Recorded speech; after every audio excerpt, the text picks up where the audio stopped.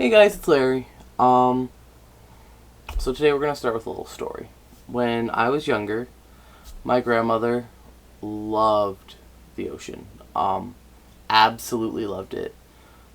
She loved the beach. She loved the rivers leading to the ocean.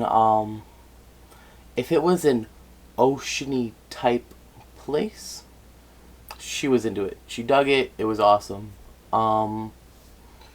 But specifically, my grandmother also loved this place in Connecticut called Mystic. And it's not an actual town. It's actually Groton, and I can't remember the name of the other town for some reason, and I don't know why I can't remember this name. Oh dear, oh dear, oh dear. It was Groton and something else, and I can't quite remember. If you're from Connecticut or have ever been there, tell me.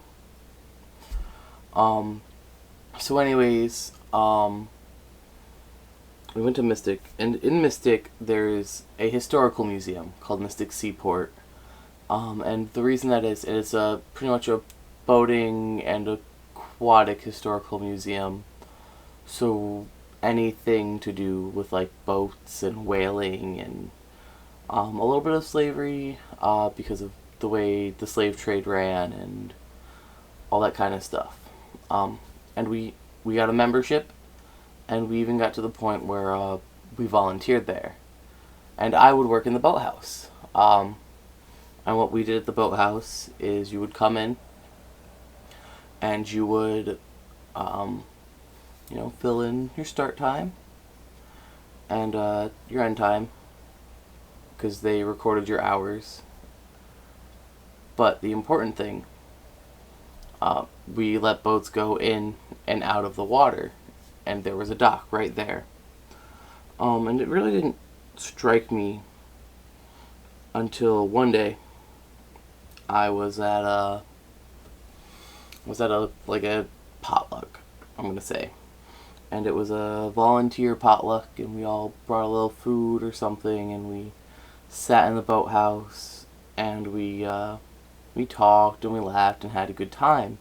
But a lot of us younger volunteers were chilling out by the dock, and I was looking out at the ocean. It was dark out. It was rather late at night, for being at the seaport, and you looked out on the water with the stars, and it was perfect.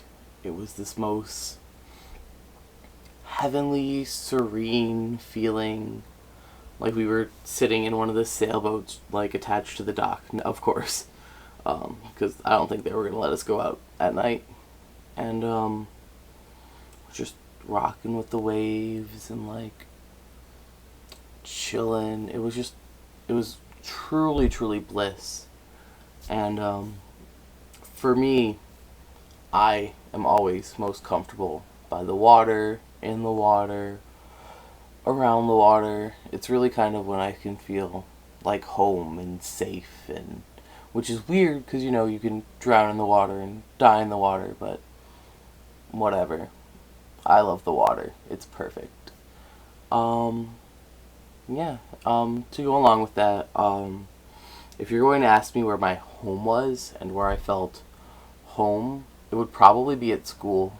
I know it's weird because everyone at school's like, "Oh, I'm going home for Thanksgiving," and I'm the person who's like, "Oh yeah, I'm going home," and they're like, "You're going back to Enfield?" I was like, "No, I meant to my residence hall room," and it just comes from where Enfield is, and who I live with, and my situation at home.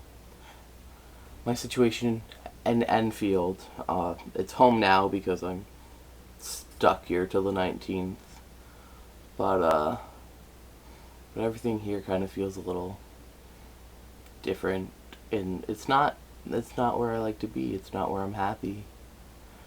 So August 19th I'll be back, and I'll be super duper excited to be back in my good old residence hall room. I can't wait.